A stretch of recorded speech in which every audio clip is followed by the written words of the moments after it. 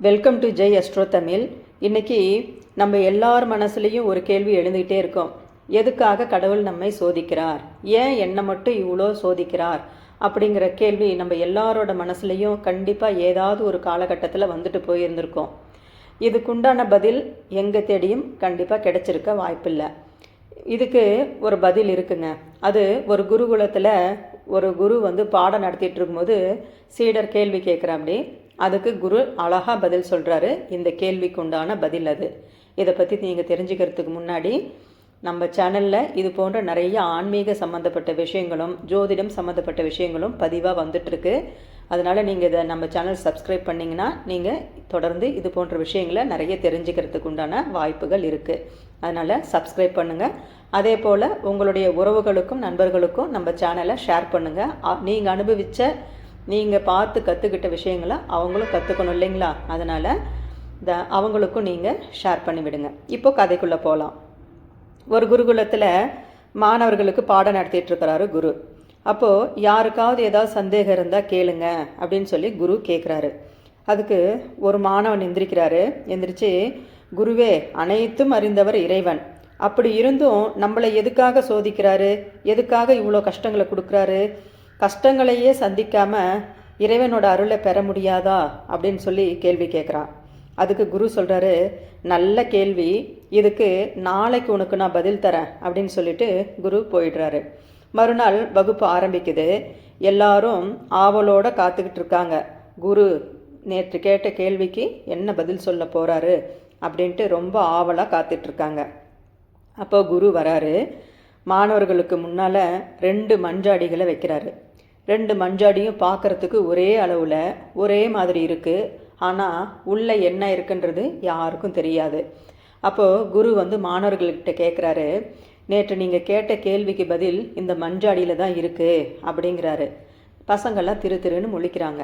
2ம் பார்க்க ஒரே மாதிரி இருக்குது, எதுக்காக குரு இந்த 2 மஞ்சாடி வச்சுருக்காரு அப்படின்னு சொல்லிட்டு அவங்களும் ஆவலோடு இருக்காங்க. அவங்களுக்குள்ளேயும் கேள்வி எழுந்துகிட்டே இருக்குது, என்னவாக இருக்கும்னு சொல்லிட்டு.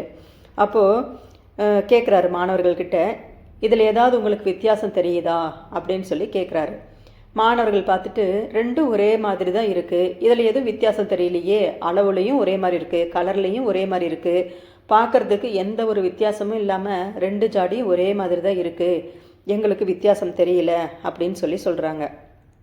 அப்புறம் குரு சொல்கிறாரு, இல்லை, இதில் பெரிய வித்தியாசம் இருக்குது, அது உங்களால் கண்டுபிடிக்க முடியல அப்படின்னு சொல்லிட்டு ஒரு ஜாடி கீழே தள்ளி விடுறாரு. அந்த ஜாடியிலிருந்து தேன் கீழே வடிஞ்சிட்ருக்கு. அப்புறம் இன்னொரு ஜாடியை தள்ளி விடுறாரு. அதில் பார்த்தீங்கன்னா சாக்கடை நீராக இருக்குது, ஒரே வாடையாக இருக்குது. அப்போ சொல்கிறாரு குரு, பார்க்க 2ம் ஒரே மாதிரி தானே இருந்தது, ஆனால் உள்ளே இருந்த பொருட்கள் வேறு மாதிரி இருக்குது பற்றியா அப்படின்னு கேட்குறாரு. ஆமான்றாங்க எல்லாரும். அப்போ குரு சொல்கிறாரு, நம்ம மனிதர்கள் எல்லாமே இறைவனோட பார்வையில் ஒரே மாதிரி தான் இருப்போம். ஆனால் அவங்க மனதுக்குள்ளே என்ன இருக்குங்கிறது பார்த்த உடனே வெளியில் தெரியாது. இறைவன் இது போன்ற சோதனைகளை கொடுக்கும் பொழுது தான் ஒவ்வொரு மனிதனும் அந்த சூழ்நிலையில் அவனுக்குள்ளே இருக்கின்ற குணங்கள் வெளிப்படும். சோதனையான காலகட்டத்தில் அவங்க அந்த பிரச்சனைகளை எப்படி எதிர்கொள்கிறாங்க அப்படிங்கிறத வச்சு அவங்களுடைய ஆள் மனசு தேன் போன்றதா சாக்கடை போன்றதாங்கிறத அப்போ தான் இந்த உலகமும் தெரிஞ்சுக்கும், இறைவனும் தெரிஞ்சுக்குவார். அதனால தான் இறைவன் சோதனைகளை கொடுக்குறாரு. நீங்கள் தேன் போல் இருக்கணுங்கிறது தான் எல்லோரோட ஆசைகளும். ஆனால் அவங்க சோதனைகளை தாங்கும் பொழுது தான் அவங்களுக்குள்ளே இருக்கிற குணங்கள் வெளியில் வரும் அப்படிங்கிறது குரு சொல்கிறாரு. அப்போது நமக்குள்ளே இருக்கக்கூடிய அந்த கஷ்ட காலத்தில் நம்ம இறைவனை எந்த அளவுக்கு நம்ம நிந்திக்கிறோம், நம்மளை சுற்றி இருக்கிறவங்கள எந்த அளவுக்கு நம்ம நிந்திக்கிறோம் அப்படிங்கிறத வச்சு தான் ஒரு மனிதன் உண்மையாகவே நல்ல மனிதனா அல்லது கெட்ட மனிதனா அப்படிங்கிறது தீர்மானிக்க முடியுது. நமக்கு ஒரு சோதனை வந்ததுன்னா இருக்கிற எல்லாரையும் நம்ம கஷ்டப்படுத்துகிறோம். சிலர் எவ்வளோ சோதனைகள் வந்தாலும் அதை தாங்கிக்கிட்டு அந்த காலகட்டத்தை கடந்து இறைவன் நாமாவளியை துதிச்சுட்டு அதுக்குண்டான தீர்வை நோக்கி போகிறாங்க. அதை சகிச்சுக்கிட்டு வாழணுன்ட்டு இல்லை, அந்த சோதனையை தீர்க்கறதுக்கு மற்றவர்களை கஷ்டப்படுத்தாமல் அந்த காலகட்டத்தை அதுக்குண்டான தீர்வை நோக்கி போகிறாங்க பார்த்தீங்களா, அவங்க தான் உண்மையாக இறைவன்கிட்ட ஆசீர்வாதம் பெற்றவங்களாக இருக்காங்க.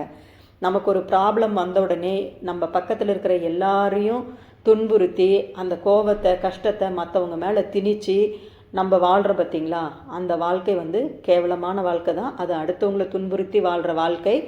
அது நம்ம தெரியாமலே நம்மளை அதை வந்து இது சரி அப்படின்னு நினச்சிட்டு நம்ம மற்றவங்களுக்கும் அந்த கஷ்டத்தை கொடுக்குறோம். அது இல்லாமல் இருந்தால் இறைவன்கிட்ட நம்ம நேரடியாக நம்ம போய் சேரலாம் அப்படிங்கிறது தான் வந்து இதற்குண்டான இந்த கதையின் ஒரு கருத்து. இறைவன் நமக்கு சோதனைகள், அதை நம்ம நல்லவர்களா அல்லது கெட்டவர்களா, நம்மளுடைய உண்மையான குணம் என்னன்ற காட்டுறதுக்காக கொடுக்கக்கூடிய சோதனைகள் தான். அதனால் சோதனைகள் வருதுங்கிறதுக்காக யாரும் துவண்டு போக வேண்டாம். நீங்கள் உங்களுக்குள்ளே நினச்சிக்கோங்க, இறைவன் நம்மளை சோதிக்கிறார். அதனால் நம்ம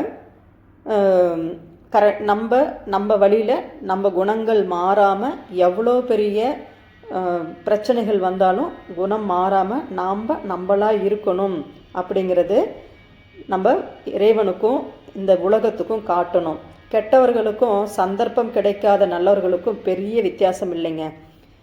அதாவது சந்தர்ப்பம் கிடைச்சாதான் ஒவ்வொருத்தருமே நல்லவங்களா கெட்டவங்களான்றது தெரிய வரும். அது ஒரு பழமொழி சொல்லுவாங்க பார்த்தீங்களா,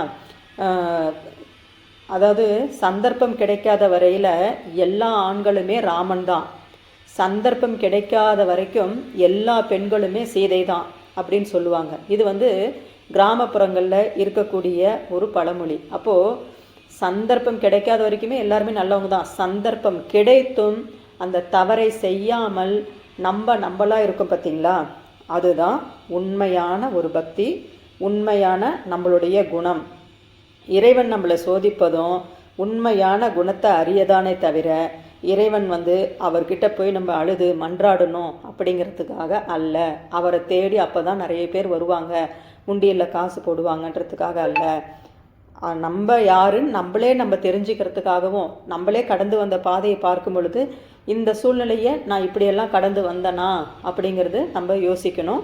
அதே போல் இந்த சூழ்நிலையில் நம்ம பொழைக்கணுன்றதுக்காக நம்ம யாரை வயிற்றெரிச்சலை கொட்டிக்கிட்டோங்கிறதையும் நம்மளே யோசித்து பார்க்கணும். அப்போ அது பாவம்தான். நம்ம அது மாதிரி சில நமக்கே தெரியாமல் சில விஷயங்களை நம்ம செஞ்சுருந்தாலும் அது பாவம்தான். அந்த பாவத்தை நம்ம இந்த ஜென்மாவிலேயே நிவர்த்தி செஞ்சாதான் இறைவன்கிட்ட போய் சேர முடியும்.